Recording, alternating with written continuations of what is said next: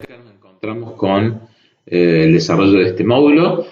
Quiero presentar un poco lo que ya les anticipé anteriormente, la idea de Cristóbal Cobo y Moravec sobre el aprendizaje invisible. Antes les recuerdo algo que ustedes están viendo acá de su pantalla a la derecha, que son las licencias con las que trabajan muchos de estos autores.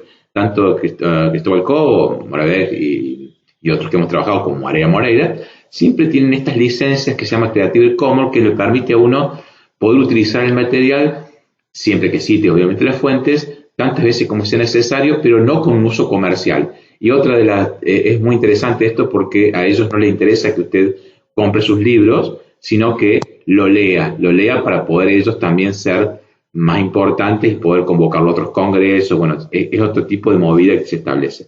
Respecto al aprendizaje invisible, quiero ser breve, digamos, para no aburrirlos con tantas cosas.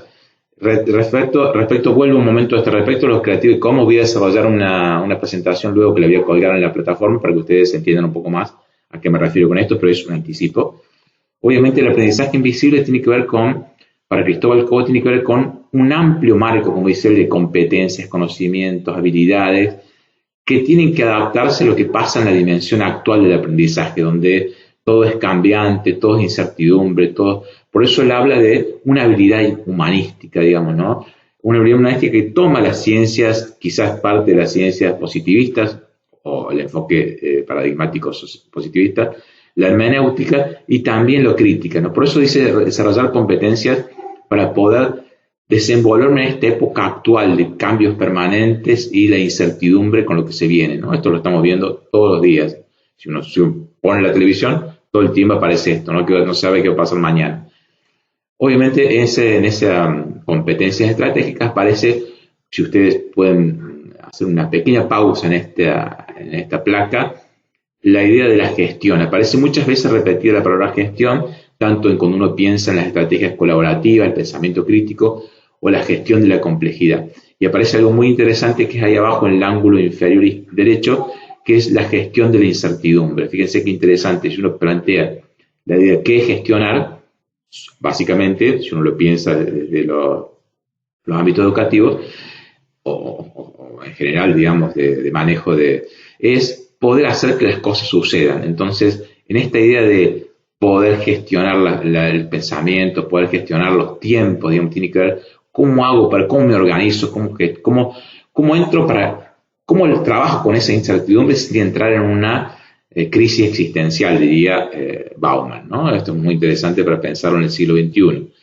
Obviamente hay ocho competencias, habilidades clave que él dice necesarias para desenvolverse en el siglo XXI, para el aprendizaje permanente, y marca dos. Obviamente el lenguaje materno tiene que ver, la extranjera eso lo conocen, y la competencia básica en ciencia y tecnología, entender cómo funciona la ciencia y la tecnología en el siglo XXI, porque ustedes ven que muchas veces aparecen informaciones que no tienen un asidero, no son veraces, no están refutadas, no están validadas. Entonces, ¿cómo funciona la ciencia y la tecnología? Me permite a mí determinar también si las noticias son falsas o no. Eso es interesante, que deberíamos tener algunos ejemplos sobre eso. Por ejemplo, hoy, siglo XXI, coronavirus, mucha información falsa y poca información veraz que tiene que basarse en la ciencia y la tecnología, en el conocimiento científico, cuáles son sus pasos y cuáles son sus validades, sus verdades validadas, ¿no? Pero hay marca dos, volviendo a este texto, que es la competencia digital y la posibilidad de aprender a aprender cosas nuevas, ¿no? Esto ustedes lo han escuchado seguramente. Y la competencia digital tiene que ver cómo por ahí me trabajo con estas cosas, cómo me introdujo, cómo pienso, cómo las desarrollo. Es toda una forma por eso dice ahí aprender a aprender, porque tengo que desaprender cosas que he aprendido para aprender cosas nuevas. Lo otro que está ahí a continuación tiene que ver con la espíritu de empresa, la conciencia y la poder expresar, y las competencias sociales y cívicas tienen que ver cómo me comporto en el siglo XXI con los otros, ¿no? Y eso siempre es recuperar los valores de la igualdad, la equidad, eso es muy interesante. La idea de Cobo sobre el aprendizaje invisible no es algo demasiado nuevo, digamos, siempre tiene que ver dice, la escuela no considera todo el saber que traen los estudiantes a la clase, o en este caso de la nueva tecnología. Entonces, por eso dice, todo ese saber pequeño, todo eso que está oculto, como hace la metáfora del iceberg. El iceberg es un cubo de hielo, digamos, como me hace acordar la época del Titanic, cuando chocó, que no se ve prácticamente todo. Entonces él dice, es como un Titanic, es como un iceberg, ¿no? Todo el conocimiento tácito que todos tenemos durante todo lo diario, al día, todas esas cosas que incorporamos, la escuela por lo general no lo considera y ello hace lo que cree hacer, digamos, pero sin al desmedimiento de todo ese saber, digamos, que tenemos cada uno de nosotros. Por eso él dice, la escuela no está relacionando la vida cotidiana de las personas que asisten a la tal con lo que tiene que dar, digamos, ¿no? Este es como un juego que debería ser más parejo.